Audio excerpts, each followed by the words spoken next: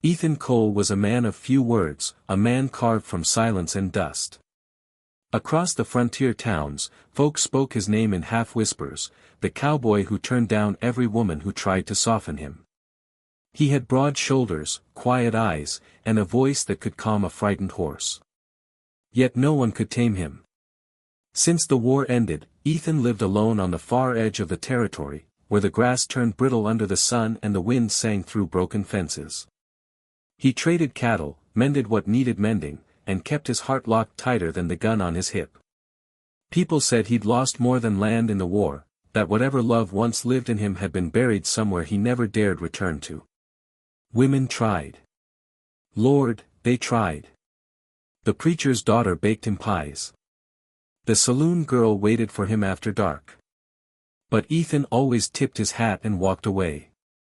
Love was a luxury he couldn't afford in a land built on loss. One late summer evening, he rode along the canyon trail, the sun sinking red behind the ridges. Then he saw smoke, thick, black, and wrong. Not campfire smoke. It was the kind that came from burning homes. He spurred his horse hard, the hooves striking dust from the earth. When he reached the clearing, the air was still warm from gunfire. A small Apache settlement lay in ruin, flames dying into ash. Bodies scattered like fallen shadows. And among them stood a woman, her face streaked with soot, arms clutching two small children. She didn't cry. She didn't scream. She simply stood there, unbroken, like a cedar that had weathered 100 storms. Ethan dismounted slowly. "You need help?" he asked. Her dark eyes met his, sharp as obsidian. "I need a shovel." He said nothing, just handed her one from his saddlebag. Side by side, they buried the fallen. Her husband among them. Not a word was spoken until the sun slipped behind the hills. When the last grave was covered, she turned to him. "You ride alone," she said quietly. "That's easy when there's no one waiting." Ethan looked at her, unable to answer. Instead, he built a small fire, shared what little food he had. She accepted with a nod, keeping her children close. He learned her name was Ayanna, a widow, half Apache, half settler, caught between two worlds that both turned their backs on her. At dawn, Ethan saddled his horse. "You'll be safe if you head south," he said. Ayanna looked at the horizon, then at her children. "If I go, the next men who come won't be kind." She wasn't begging. She was stating a fact. Ethan stared at the girl hiding behind her mother's skirt and the boy clutching a stick like a rifle. That old ache, the one he thought long buried, stirred in his chest. "I'll take you to my place," he said finally. "You can stay until you figure what's next." That's how it began. Weeks passed on the Cole ranch in a rhythm as fragile as it was peaceful. Ayanna rose with the dawn, cooking, tending the fire, feeding the stock. She never asked for help, never complained. Ethan watched her from the distance, the way she moved with quiet grace, her strength wrapped in calm. Her children, Lily and Toma, brought laughter back to the silent ranch. Their voices filled the empty spaces Ethan hadn't realized were hollow. He began teaching Toma how to ride, showing Lily how to gather wildflowers without thorns. Somewhere between the chores and sunsets, the quiet between him and Ayanna began to feel less like distance and more like peace. But the town started to whisper. Some said Ayanna was a curse. Others called her worse, a woman who bewitched the cowboy who once wanted no one. When Ethan went into town for supplies, he could feel the stares. One night, a ranch hand from a neighboring spread sneered, "Didn't know you were the kind to keep a squaw under your roof." Ethan's fist landed before the man could finish. Blood hit the floorboards, and the saloon went silent. When the sheriff arrived, Ethan was already gone, back home, fists still trembling, rain washing the blood from his knuckles. Ayanna came out to meet him under the moonlight. "You didn't have to fight for me," she said softly. "I didn't," he answered. "I fought because they don't know the truth." She looked at him, her face calm. "And what truth is that?" That you're stronger than all of us. For the first time, she smiled, faint but real. The next morning, she found him repairing the fence.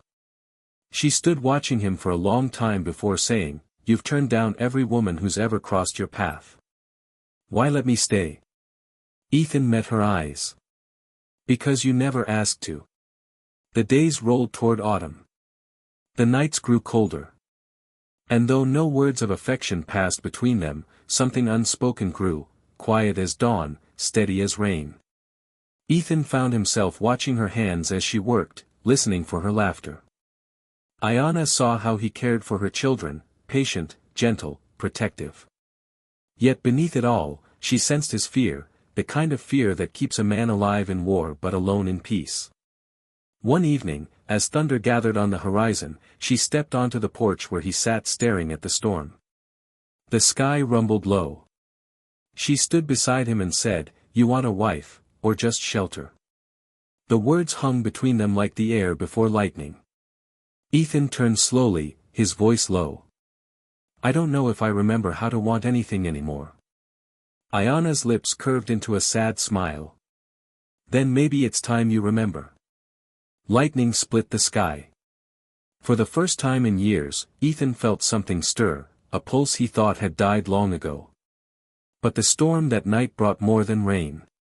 It brought ghosts. Near midnight, the sound of hooves rose over the wind. Bounty riders, 5 of them, approached through the storm. Their faces were cold, their eyes colder. They weren't after Ethan. They were after her. "Apache woman," the leader barked. "You've been named an accomplice to raids against settlers. Hand her over, and we'll leave the rest of you breathing."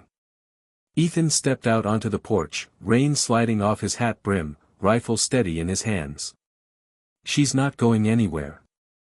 The man spat into the mud. "You willing to die for her, cowboy?" Ethan didn't blink. "I already have." The first shot cracked through the storm like thunder. The fight was chaos, gunfire flashing through the rain, hooves churning mud, the sky alive with fury. Ethan fired until the barrel burned his hands. Ayanna refused to hide. She took up her late husband's bow, her aim true even through the rain. When silence finally came, the ground was slick with water and blood. The riders lay scattered in the mud. Ethan fell to his knees, a bullet lodged in his side. Ayanna ran to him, pressing her hands against the wound. "You fool," she whispered. "You should have let me go." He winced, half smiling through the pain. "You asked if I wanted a wife or just shelter. I finally know the answer." She looked at him, tears mixing with rain. "I want both," he said weakly. "If it's you." For a moment, she said nothing. Then she leaned in, resting her forehead against his. The storm eased, and the wind carried the scent of wet earth and smoke. By dawn, the danger had passed. Ethan's wounds were cleaned and bound. The children slept safe inside. Ayanna stood outside the cabin, watching the sun break through the clouds. For the first time in years, she felt the weight in her chest lift, replaced by something fragile and new. Weeks turned into months. The land healed, and the rumors died with the winter wind. Ethan rebuilt the fence with Toma at his side, teaching the boy to drive posts and tie knots. Lily filled the house with laughter again. Ayanna planted wildflowers near the graves of her people, honoring what was lost but never forgotten. One evening, as the sun sank golden over the prairie, Ethan walked up to her, holding a small object in his hand. "I made this," he said quietly. "A simple turquoise ring, carved from stone and silver. You once said you didn't need saving." She looked at him, eyes soft. "You were right," he said. "You saved me instead." She turned the ring in her fingers, light catching the blue stone. "You sure about this, cowboy?" Ethan nodded. "Been sure since the day you asked me that question." Ayanna slipped the ring on her finger and smiled.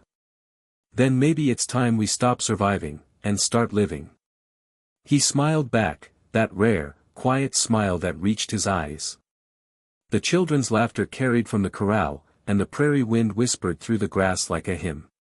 Two souls, one scarred by war, the other by loss, had found each other in the ruins of a broken world.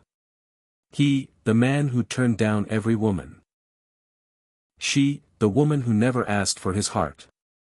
She simply reminded him he still had one. And in the fading light of the frontier, their laughter drifted toward the horizon, a promise that even the hardest hearts can find home again.